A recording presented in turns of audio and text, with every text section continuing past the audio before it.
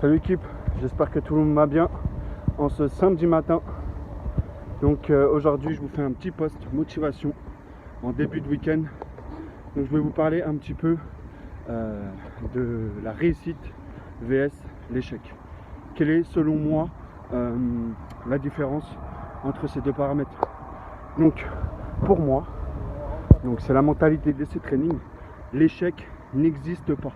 Ça n'existe pas. L'échec, c'est une façon de penser. Si vous avez un objectif et que votre pourquoi est assez puissant pour vous réveiller chaque matin, boosté à 200%, eh ben l'échec, il n'est pas envisageable. Vous n'avez pas envisagé l'échec. Donc déjà, vous avez envoyé un message clair à votre cerveau que malgré vos peurs, malgré vos doutes, malgré tout ce que ça va engendrer, parce qu'il faut savoir que quand on a un objectif élevé, eh ben, il va y avoir des obstacles. Mais si votre cerveau il est conditionné à réussir, peu importe ce qu'il va y avoir comme obstacle ou de bâtons qui vont se mettre dans vos roues, je vous dis ça parce que je suis en vélo, eh ben, vous allez réussir. En fait, l'échec n'existe pas. Si vous avez un objectif et que votre objectif est puissant, vous allez réussir. Donc enlevez-vous de la tête que vous allez échouer. C'est la plupart la cause numéro 1 pour les personnes qui abandonnent leur objectif en cours de route dès un petit obstacle, dès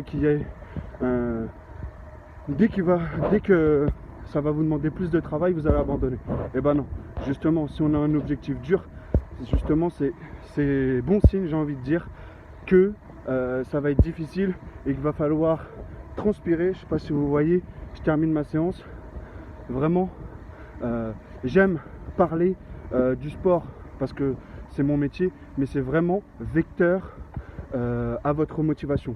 Parce que souvent, on veut être en forme et pour la plupart, c'est une option le sport. Alors que ça devrait être votre objectif numéro 1. Si vous n'êtes pas en forme, vous ne serez pas en bonne santé. Et si vous n'êtes pas en bonne santé, vous allez avoir beaucoup plus de mal à atteindre vos objectifs.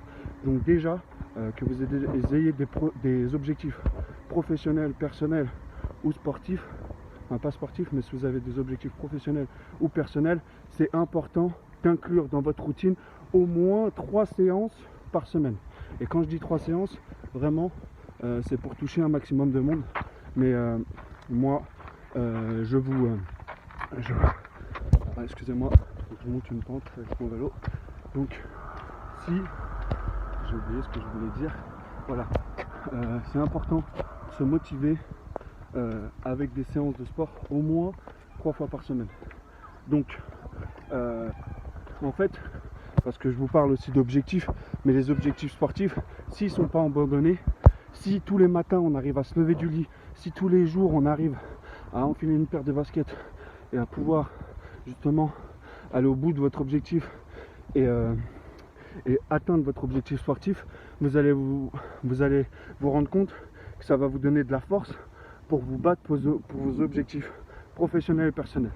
Donc j'espère que ce message de motivation va vous aider à passer le cap de tout ce qui est peur, doute et ce qui vous empêche d'atteindre vos objectifs. On est ensemble. L'art de se dépasser, c'est bien plus qu'un concept de ces trainings.